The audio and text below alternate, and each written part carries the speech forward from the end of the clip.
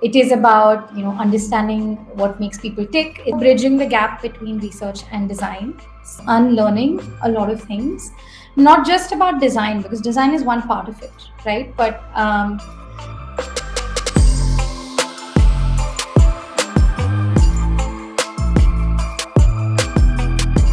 Hey everyone, welcome to the Design Head podcast, and thanks a lot all for coming here, and thanks a lot for all your support. Today, that's why we have a wonderful guest from Lollipop Design. She's a lead UX researcher. We have Neeraja with us, and we're just gonna get through her journey. She has done her master's in design, bachelor's in design, and has gone through an amazing journey. We're gonna get a lot of insights from her. So stay tuned till the end, and let me get her on stage, and let's start. Hey Neeraja, how are you doing? hey, Abhay, I'm doing very well, thank you. How about you? I'm doing really great. Let's just start the podcast with a little bit of introduction for the audience out there, and then we'll kick in. Sounds great. So, apart from what you already said when you were introducing me, I am based out of Bangalore. I've lived here for about a year and a half now. My time at Lollipop, that's why I came here. So, I'm originally from Chennai. In my free time, I love gardening, I love eating good food, and I also have a dog. So, of late, I've been spending a lot of time with her.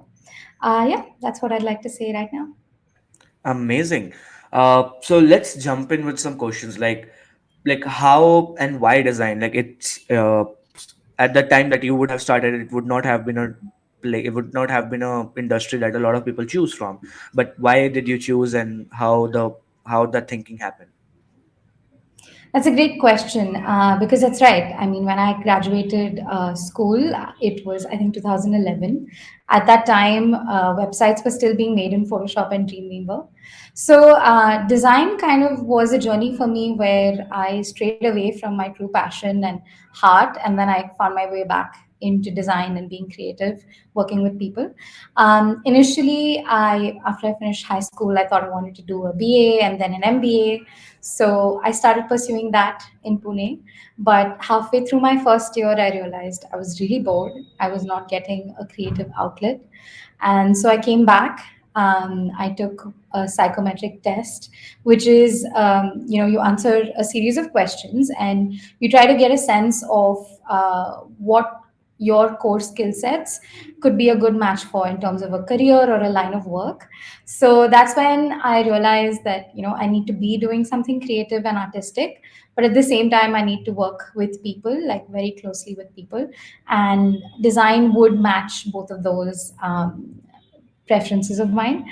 I, at that time, also had a goal that I want to make a career in something that I can earn good money out of. I was always very particular about that. So, both those things worked out. I think that's how I actually found my way in. So, I got my degree in visual communication in my bachelor's in a college named MOP Vaishnav in Chennai. That was the real start of my design journey, I think. Sounds crazy. And let's just jump right into how was your college experience like? And because you said you started out with something else and then you came back to realize that this is not what you want. Yeah. So how was your college like at that time? How did design college work? And because I know that right now, I'm not sure back then. I know that right now there are no exams. There's just jury and things. So how that time things happened and how college shaped you to be who you are today. So I think there are two distinct experiences, right? My bachelor's was very, very different than my master's. So I'll talk about my bachelor's program first because that was really my foot in the door. Um, I had to do some soul seeking and soul searching because at that time you required a portfolio to get into this course that I was looking at. It was a BSc in visual communication. It was called a BSc. I don't know why. But it was really an arts program. But anyway, so I had to get a portfolio ready. I had been taking like art classes since I was 5 years old when my mom forced me to go. But that worked out in my benefit because I was able to prepare my portfolio from work that I had done in fifth standard, sixth standard. So I put together a bunch of stuff. There was nothing web design or UX design related in my portfolio back then. So I put together a portfolio. We had an entrance exam around media, current affairs, and news questions, and we had that portfolio. So I didn't actually have a jury round to get into MOP Vaishnav. It was just that portfolio. So I got in. At that time, I remember this now because it's funny, but we had an intensive graphic design and fine arts course, two courses as part of our first year. It was a 3-year program. And we used to try to draw straight lines using black ink and a paintbrush. And that was our introduction to graphic design, which now, I mean, totally pointless. But I think it did bring some discipline. It brought some understanding of the core basic design principles that you use now in visual design, interface design. So college at that time, if I were to look at my Parsons experience, very different. But what I really got was an ability to try out a lot of different things in visual communication. So that included photography, that included advertisement and marketing, that included web design in Dreamweaver, which I don't even know if have you heard of Dreamweaver? Okay, let me not age myself here, but yeah. So it was an exposure to a lot of things. It was an exposure to also find my the side of me that is a speaker. So I used to participate in a lot of events where you would have to speak or talk, and improv events where you would have to think on your feet. So it was a great experience for all of that. During college, I also got to do a couple of internships. One with Ogilvy, which was an advertising internship, and one was, I think, yes, with a photography studio. So lots of different aspects of creativity that came in, and I was exposed to a lot. So that was a great thing. In our final year, we went on this photography trip to Nepal. I think it was a year or two before the earthquake struck. So we went to some of those sites that were really popular, really famous, but we also went to some really offbeat sites like this beautiful lake called Pokhara, which today is very touristy, but back then was undiscovered. So it was a lot of travel. It was connecting with different people. It was being able to present your projects because you had a written component as well as a presentation or maybe even a video film component to all of your assignments. So yeah, I think college gave me an exposure to a lot of different things. I like to use this phrase of horizontal exposure and vertical expertise. So that was a good experience from MOP Vaishnav. I think it set the stage for what was to come next. Amazing. What you just said, I think exploring, can you just repeat it? That vertical and horizontal thing. Sure. It's horizontal exposure and vertical expertise, which means you expose yourself to as many things as possible. Try out many different things, and then you try to build your vertical expertise in things that you like out of the many things that you tried, or things that you have a knack for. I like to use this as a rule of thumb in life as well. I learned it very early when I didn't even know the meaning of it, but it's different than a jack of all trades approach because you still do need to build your core expertise in a few things. But how do you even find out what those things are until you explore? Makes a lot of sense. It's just like your take on the T-shaped professional, which people call Yeah. it now. But you how you presented it was really nice. And because I personally relate to I personally say to people, you can learn a lot of things. It's not about learning. It's about the experiences that you gain. That Right. teaches you more than anything else. That's what matters. And that was really a nice take. But so after you doing your bachelor's, experiencing a lot of things, then why and how, like, why did you decide to do a master's, and then why Parson? Yeah, I'll give you the honest answer. I had a dream to live and work in New York. I don't know from where it came, but ever since I was maybe in ninth, 10th grade, to me, like being able to work and make it in New York would be like, okay, I've made it in life. So I had that one very clear goal. And the second goal for me was to be able to go out on my own and find out like what is my place in life. Of course, now being older, I realize that you don't have to have one definition of your place in life. But at that point, I really just wanted to be in New York. And I was doing some research as to the best design schools out there, like, trying to speak to people. At that point, we didn't have the many platforms that we do now to connect. But I was trying to speak to like friends of my parents and others in my immediate circle to understand what are the best design schools out there, because I was very clear that I don't want to be a starving artist. Though that perception had started to change back then, art and design were very easy to confuse. people didn't always talk about them as different career options. So anyway, like I was clear, A, I wanted to be able to make good money after I do my master's, and B, I wanted to live in New York. So these were the two goals. I didn't apply anywhere else. I only applied to Parsons. I was like, if I get in, I'll go. Otherwise, I won't. So that's really how Parsons came into the picture. I remember even my first job after college was, in my mind, very clear. Like I had the goal of creating a portfolio that would get me accepted into Parsons. So which is why I joined my first job at a digital agency in Chennai as a UI UX and graphic designer. At that point we were still designing websites in Photoshop, but I had some great mentors who helped me craft my portfolio, but also learn how to like understand what a project is, because in college you do everything on a theoretical basis. For example, simple things like when you create a design for a mobile interface, you have to try it out on your phone to know what it actually looks like. So simple things like that, I think my first job taught me, that I was able to take into Parsons and use there as well. But yeah, that was my journey into why I wanted to do a master's and how I went to school there. Amazing. And so, how was your master's day? Because I know you have studied design in India and as well as like at Parsons as well. So, what would you say was different there? And you did in, I think, you passed out in 2019, which was the time like design almost started booming and like that was something people wanted to get into. So, how at that time, like, how was the master's day? What you can say? What was different? What made you learn something new about design there? Hmm. I'll think about this for a second. Yeah, I think the biggest thing that came out of Parsons was unlearning a lot of things, not just about design, because design is one part of it, right? But about how to work, about how to talk about your ideas and communicate them to people who have no idea what's going on in your head. Parsons was a great place to actually unlearn and challenge a lot of things that I thought were true. And there's only one right way to do a certain thing. But what was the best part of going to Parsons was the cohort or the group of students that came there.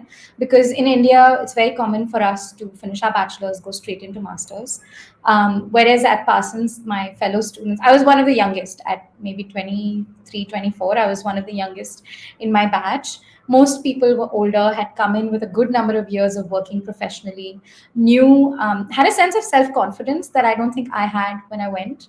But I remember like being up for the challenge. I packed my suitcases and I took a flight and I went without anybody with me. And yeah, at Parsons, the format was very different compared to design school here. You would write papers, of course, to support your ideas, but it was a studio format, which meant that you would go off and build something. It could be a website, it could be an app, it could be a museum exhibit, it could be an art piece, it could be anything.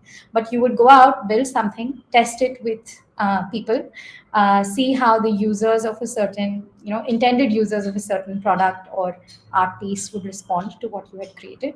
And then you would come back into the studio and present it to your classmates and your facilitator. And it would be a 10-minute presentation, 15 to 20 minutes of critique. So you also had to learn how to respond to questions about what you had created.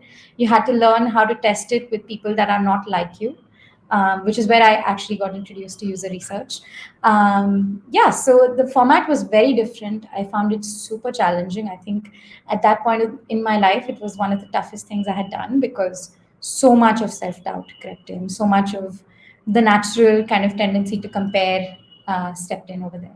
So yeah, that my time at Parsons was full of learning. It was about making rather than studying something in theory, making, testing, learning to fail. All of that was at Parsons, I think. Sounds crazy. And I think my next question would have been like design, like design is big. Like we have a lot of things that you can do. Why did you choose like UX research to be one of the fields? Like you just said, like that's where you got introduced. Like how your interest got into it, and why did you thought that this is something that you really really want to do?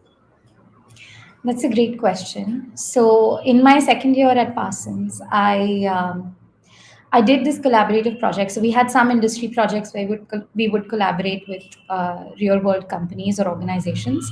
Interestingly enough, this project was with the Smithsonian Museum, and we were tasked. Our class of 15 people was to work with the museum staff to design an exhibit that documented the history and evolution of the mobile phone. So, completely new area. Museum design and museum in general is a very different domain, which I got introduced to. So, it involved us like interacting with the museum staff, which could translate into how you interact with a client. We got to speak to visitors to the museum and set up little experiments where we observed them interacting with the exhibit, with prototypes of the exhibit because we didn't have the exhibit ready. We were able to ask them questions to gather feedback. It was all very informal and we didn't call it research then, but it was research in essence. So that's when I realized that I really enjoy listening to how people experience either a space or an object or an app, whatever it is. I think I have a very intuitive sense of connecting with people, and that has to this day been like the biggest strength I would say I have in terms of user research. But also like going beyond problem solving, right? Spending time in the problem space to understand the problem better and to understand how it impacts people. We like to use the buzzword of empathy a lot in design. So I've also had to challenge some of my assumptions around empathy, right? No matter what you do or what you say, you will never have the same worldview and real life experience that somebody else has had. So I had to challenge my assumptions of what empathy is as well. And I think those aspects of what user research entailed really spoke to me. I will always be designing in some fashion or the other, but I think user research is a true love of mine. Crazy. And uh, so, like, I know the next question is kind of jumping into some of the experiences that you have had. So you, before going to for your masters, you even worked for an year or so, and then after like the masters, you worked in New York for some times, and then Yeah. again you have been in India for like for a year or so, and you have been working. So how would you say the experiences like there here are different? What do you think is too different here? Like what's your take on that? Uh, Okay, I'll try to answer this as transparently. I do have to kind of go off beat to talk about something other than design for a bit here. So I experienced COVID living by myself. I mean, I didn't get COVID. I just mean during the time of COVID, I was living by myself in New York. New York is always thought of as a very energetic city that never sleeps, right? But during COVID, it was silence, pin drop silence. I lived in a basement apartment, 200 square feet, which is not to say that, that was not good. Before COVID, I was having the time of my life. I barely spent any time in my flat. But during COVID, I spent maybe 6, 8 months by myself. I didn't see another person for 6, 8 months. I didn't do very well mental health wise. And just for a very extroverted social person to be locked up, it was sometimes so quiet that I would be startled by the sound of my own voice. So living through that phase by myself built a lot of time for introspection, as I'm sure a lot of people did during that time. Also helped me challenge some of my assumptions about what it means to live in the US, right? A lot of us go abroad to make our careers, to earn a great amount of money, to gain success. It is a definition of success at the end of the day. But going through that time on my own, two things became very clear to me. One, I realized that money is great to have and it is very important, but beyond a certain limit, having money isn't equal to having happiness, and you will always earn more money in your career. But I wanted more options. I wanted my life to have more variety and more richness. So which is why I started thinking about, like, do I really want to live here for the rest of my life? Do the standard thing that people do, right? Apply for H1B, get a green card. But also you have the risk of losing a job, as we've seen with so many people of late who have been laid off. So it was a challenging set of circumstances, but I think when I made it out of that phase of my life by myself, I was like, okay, I can handle pretty much anything. And so I started contemplating moving back to India, because I never left with the intention of living there permanently. I was still open to what's next in my life. But that phase helped me decide that, okay, like there are options to explore. So at that point, one of the things that I realized is I felt very unsupported by myself in that lonely bubble at that time. So I started exploring and talking to other people, which is when I got introduced to ADP List, which at that time was very, very young. And I started talking to different mentors as a way to challenge my self doubt of, I mean, nobody does this, right? People don't move back to India unless they're forced to. But I started exploring and I built this confidence that because of those mentors that spoke to me, that no matter where I am, I'm going to be okay. So that was one sense of security I had to start building and work hard on with the help of mentors. But another thing that I realized was that India is a great place to be a researcher. There are so many diverse audiences that you can interact with. There are so many amazing products being built. For example, we worked, or I should say, Lollipop worked on this project that was an app for farmers, right? Like, who would think that farmers could use technology to empower themselves to complement the traditional knowledge that they've got from their ancestors of farming. So I started exploring what are the projects coming out of India in terms of design and research. What are the opportunities? I knew that I would never be making the same amount of money, but I learned to put that aside and explore how am I going to gain true happiness? How am I going to grow in a positive environment? And how am I going to build a community of support around myself to help me grow, to nurture me, and to also give back to? So, yeah, I mean, ADP played a monumental role in that. I wouldn't have been able to build confidence in my decision. It took me a good 6 months to decide to move back. And then I started like exploring jobs and all of that in that time. So, what I find different about working there and working here, definitely services in India work very differently. There is a basic dignity of labor that we still need to build, right? No matter who this is, whether it's your domestic help, whether it's, a client that you're doing a design for. The service industry works very differently and is very challenging here in India. At the same time, some of the positives, and I truly can say this because my career has thrived in India much more than it ever was before, but also the ability to design for different audiences, the ability to be able to connect with people, and the desire for people to help each other out is a lot stronger in India. I think that community, that support, whether it's my coworkers who I work with, whether it's different events and conferences happening, I find that I've truly gained and been able to give back, and that community aspect is very strong here. That sounds really crazy, and it has been an interesting journey for you. And I think Yeah. what you just told about how COVID like went by for you, and that's how you understood. And I think a lot of folks who would be listening to this would have gone through the same journey, like you did, for sure, with a different place, different intent, different intensity, but definitely those introspection and things that they needed to take care of would have gone through, like you did. That was really commendable. And how you went through all of that, how you used the resources that you were able to find at that time, like ADP List and other pieces, that really kind of tells that how you got into that place. So when you kind of decided that you want to move back, uh, again, why Lollipop? Why not a product company? Why not something else? Like that can be a question for anyone, and that's what for me.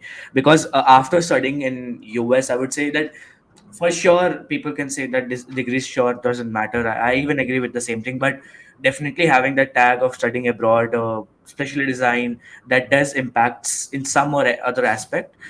So you would have got an opportunity from working with broader companies and other things. That, but why Lollipop? That's my question. And how Lollipop as well? Because that's what I want to know. Because once you study abroad, how, I don't know if that process changes. I don't think so. But how does that impact?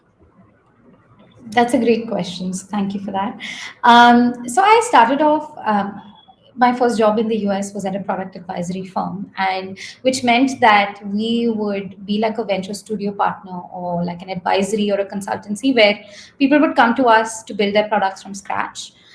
So we would really consult on everything, right? On business strategy, on knowing the market, on user research, on product design, start to end. So we would work with the client for a couple of years, even to build their product and get it to launch. That's where I got introduced to how to make a business pitch, how to be sure that you understand the business model. And that's also an important aspect of being a designer or a design consultant or a researcher. So I really enjoyed learning some of those skills. I think at any point, and even now, I continue to go in with the approach of what's the best for my career and my, for me to thrive.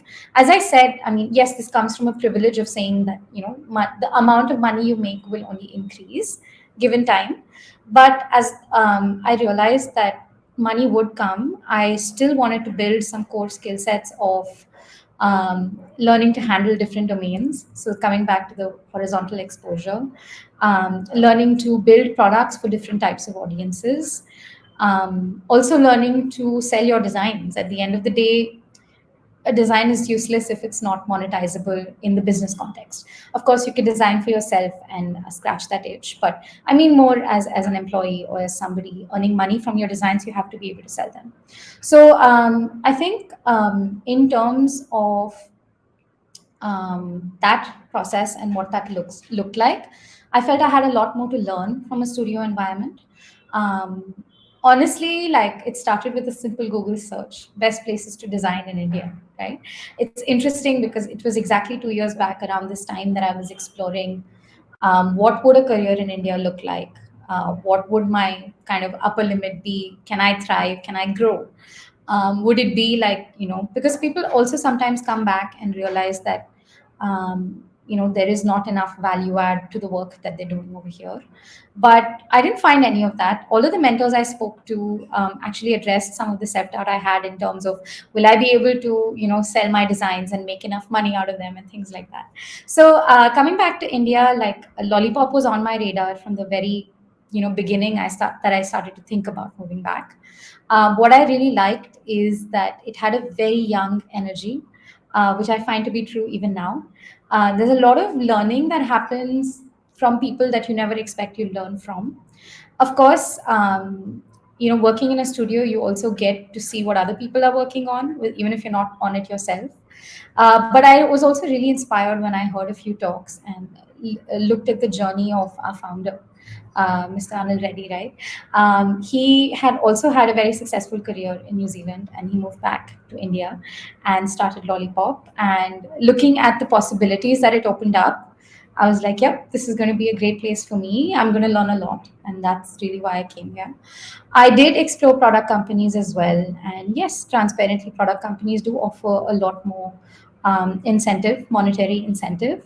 But I don't think I was ready to commit to a domain. I wasn't ready to commit to only one product and one type of audience for a long time.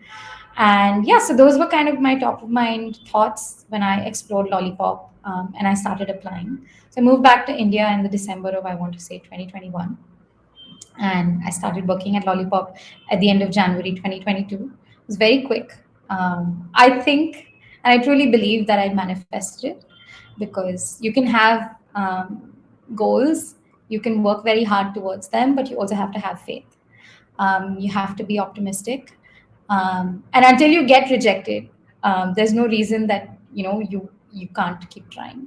Even when you get rejected, you have to pick yourself back up. So with Lollipop, yeah, I wasn't even trying for a research role. I interviewed for a design role, and they came back to me with, hey, like, you have research in your portfolio, you've done research with good clients, would you consider doing research here at Lollipop? I was like, yeah, happy to.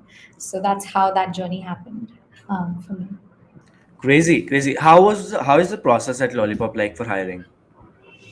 So, similar for design and research. So, we have three different verticals within our studio, right?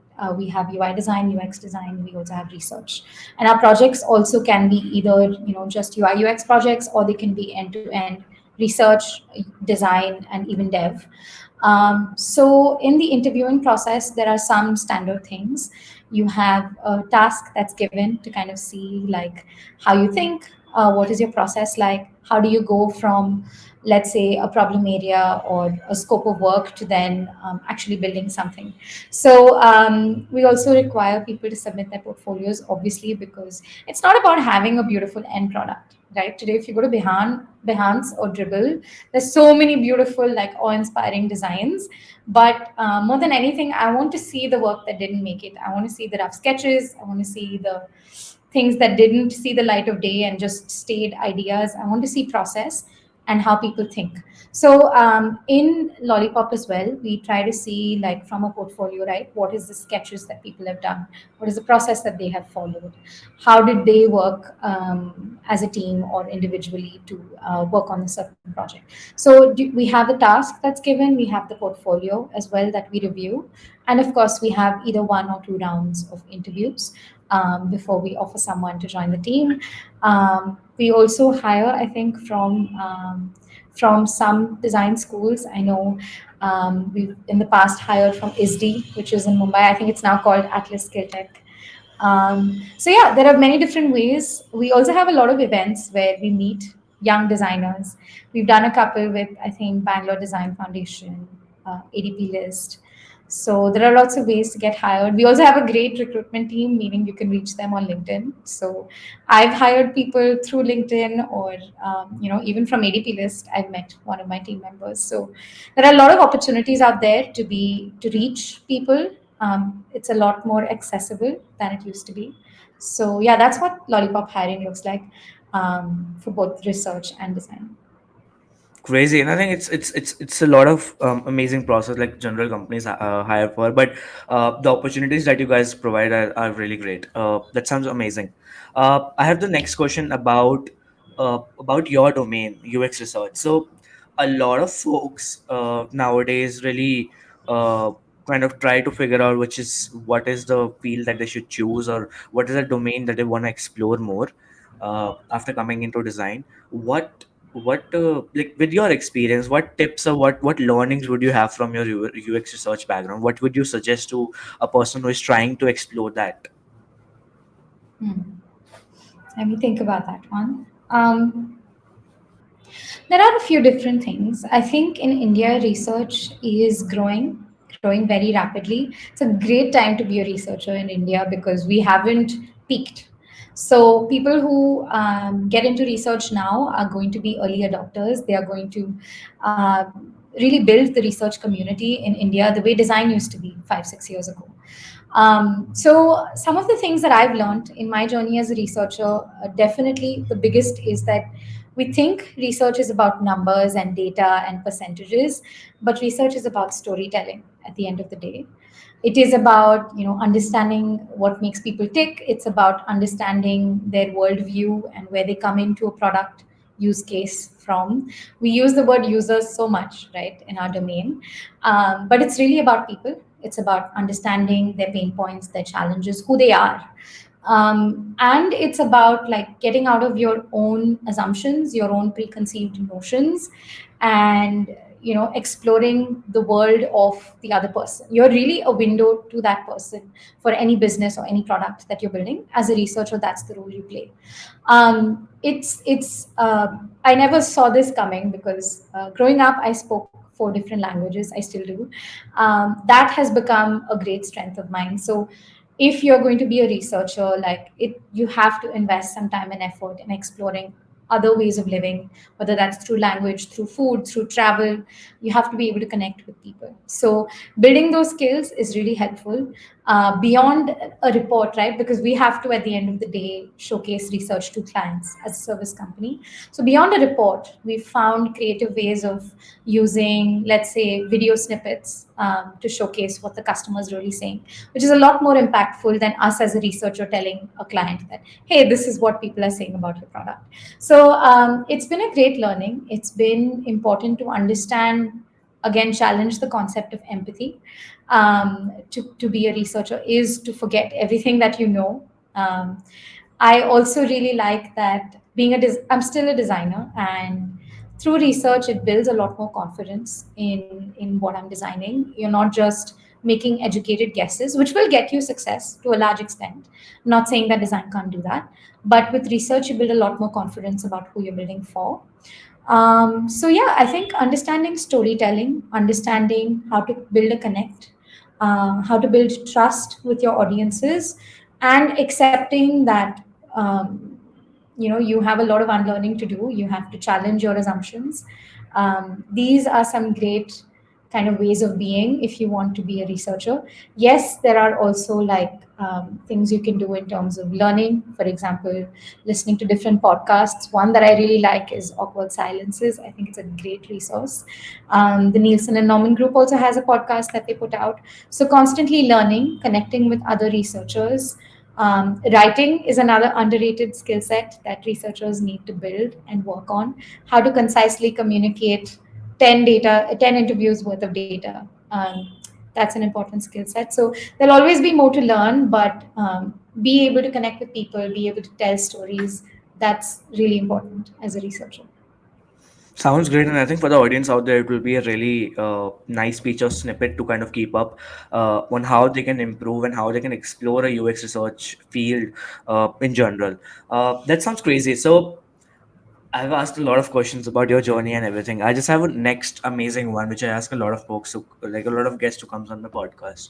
So you have done a bachelor's, you have done a master's, you have done a lot of jobs, uh, you are exploring an amazing field that you love. Uh, but what's next for you? What's next for you in your life?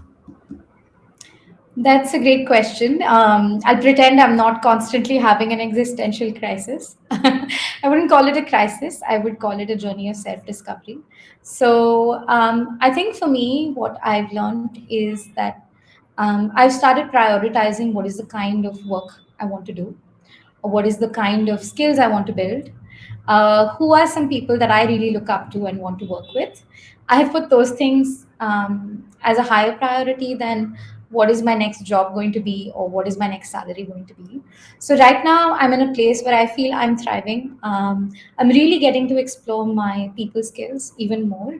So I think what worked really well for me in research was my ability to connect with people, but beyond that, now it's transcending into connecting with clients, connecting with my teammates, and the people that maybe look to me for guidance or mentoring.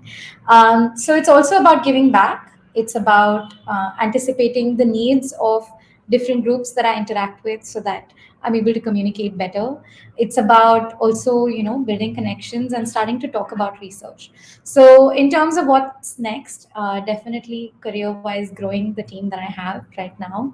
It's an amazing team. I must put this out. We're an all-woman team of researchers, so I think that's pretty cool in itself. But it's about building that space for us to be and operate.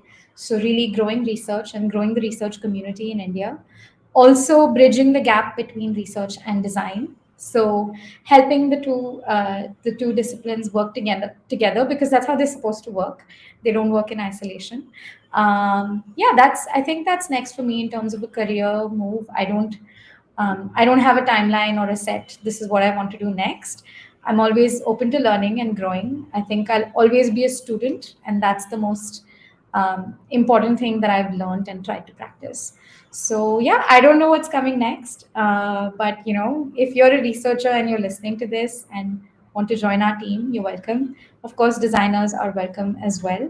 But yeah, that's what the next maybe couple of years are going to look like for me. Crazy, and I just wanna say kudos to you on a journey, and you're taking forward the steps that you want to take.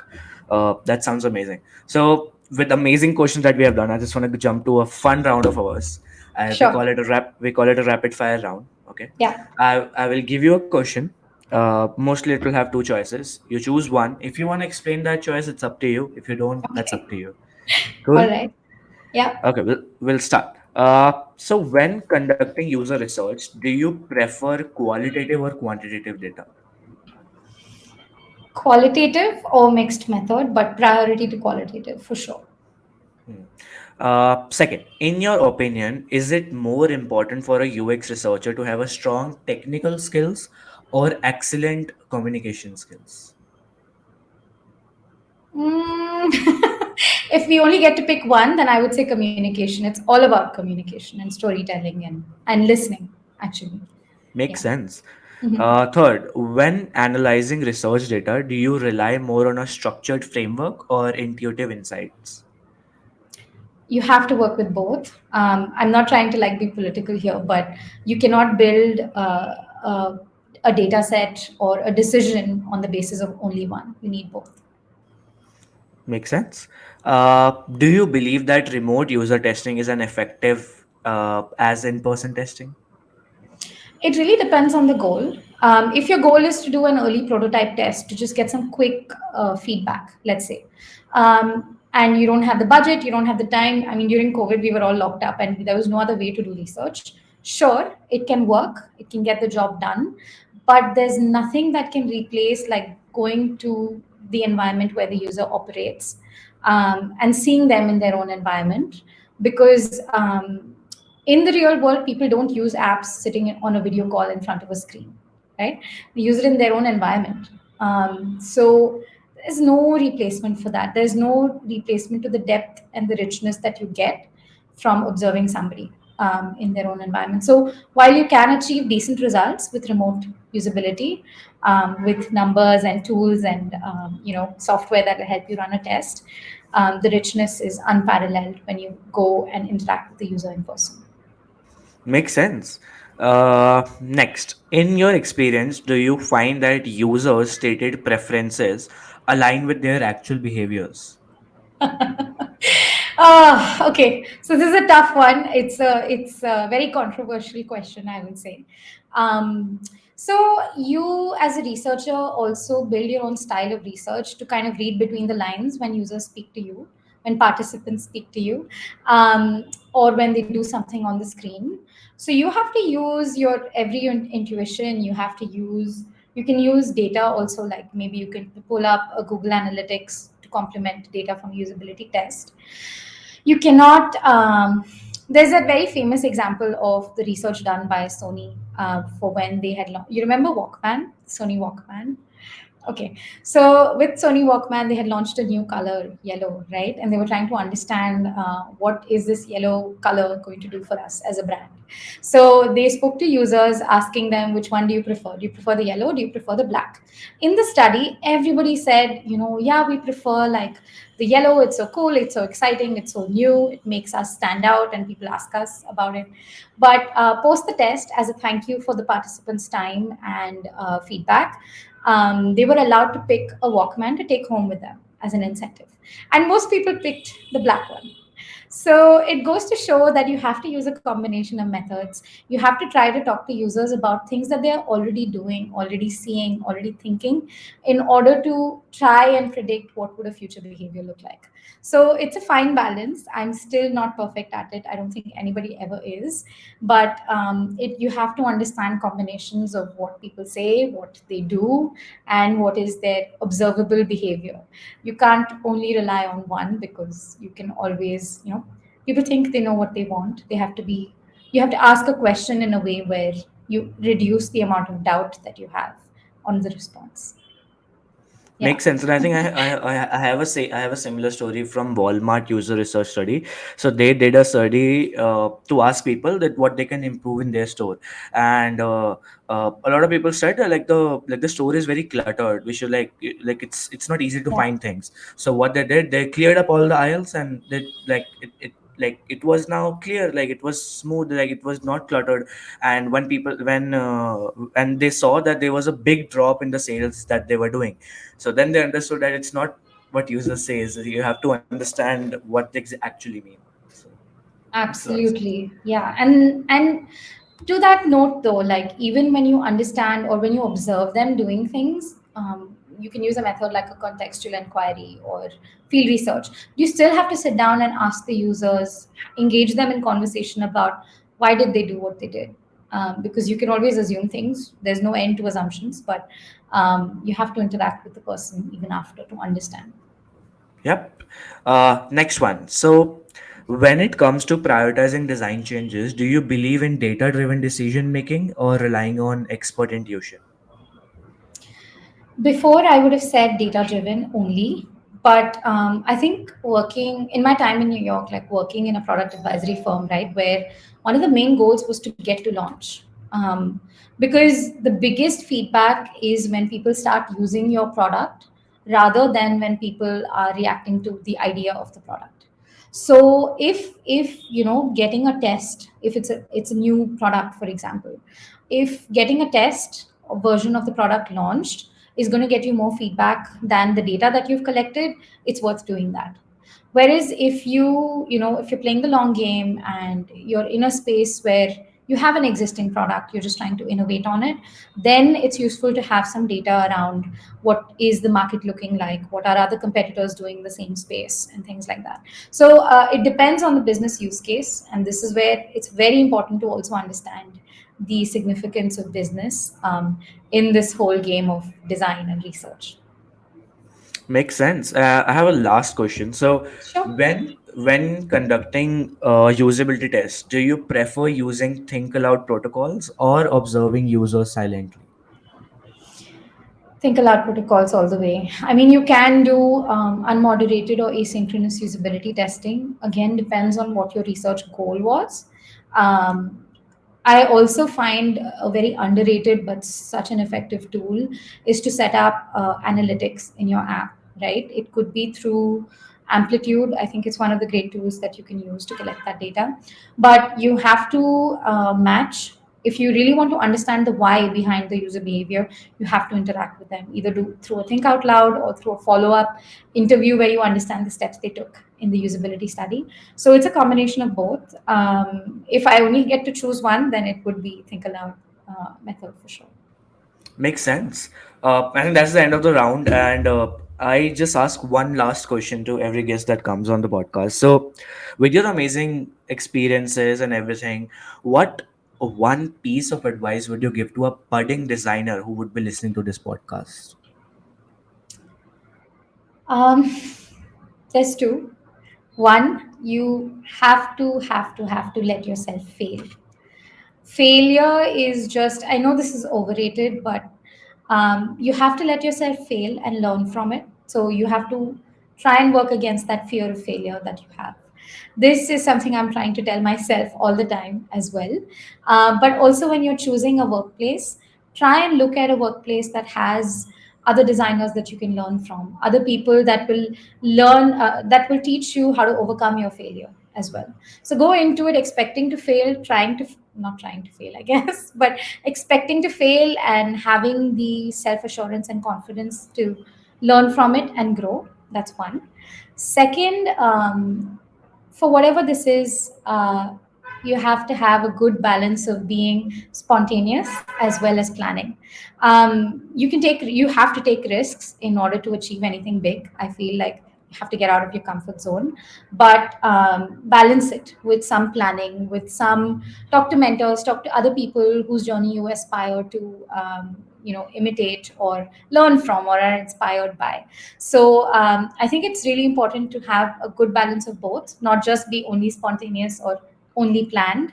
And yeah, have a little faith, have some optimism that things will work out.